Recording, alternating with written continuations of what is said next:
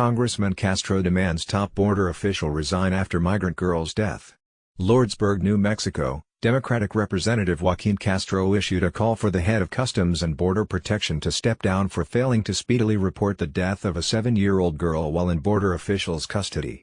Castro made the demand Tuesday after he and 11 other members of Congress visited border facilities to find out more about the death of Jacqueline Calma-Aquin.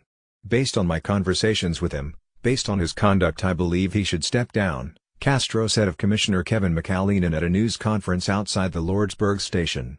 Castro has previously criticized McAleenan for failing to advise Congress of Jacqueline's death within the 24 hours required by law or mentioning it when he testified before Congress last week. McAleenan has said he didn't want to politicize her death.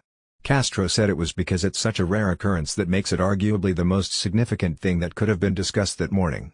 In addition, Castro and the other congressional members criticized the condition of the facilities they toured, saying they jeopardized the health of immigrants and CBP agents and officers working there. Representative Raul Ruiz, Democrat, California, an emergency care physician, said the visit and conversations with supervisors revealed that Jacqueline suffered seizures before she eventually became unresponsive.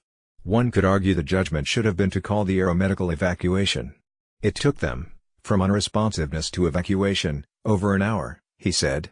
Jacqueline and her father were picked up December 6 near the Antelope Wells port of entry.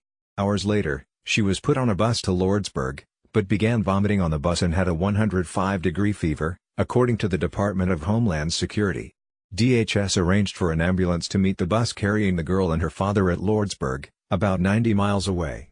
DHS has said the girl was not breathing when she arrived at the station an hour and a half later.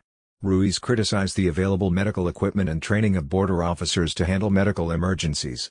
He said her vital signs should have been taken when her father first reported she was ill at Antelope Wells. She could have been evacuated then and she could have still been alive.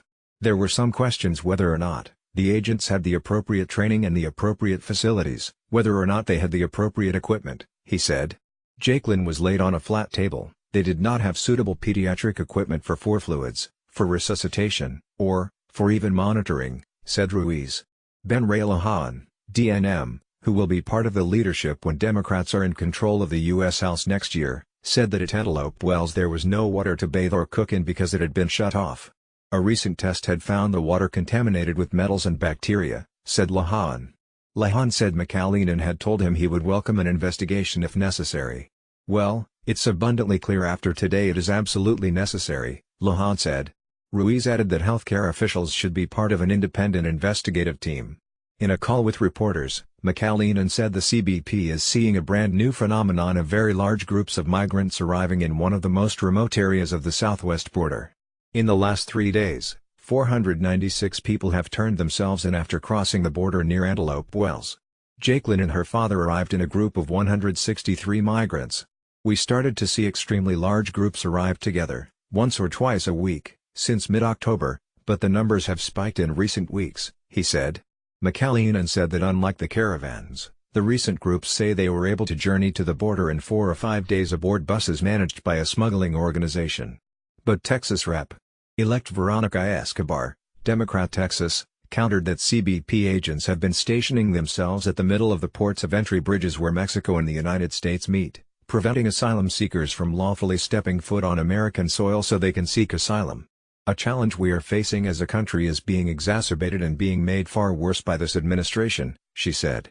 Josiah Heyman, director of the said Border Patrol, has failed to adjust its enforcement procedures to the changed immigration landscape, even though it was warned in a report from the University of Texas at El Paso about 5 or 6 years ago that the populations coming to the country were changing.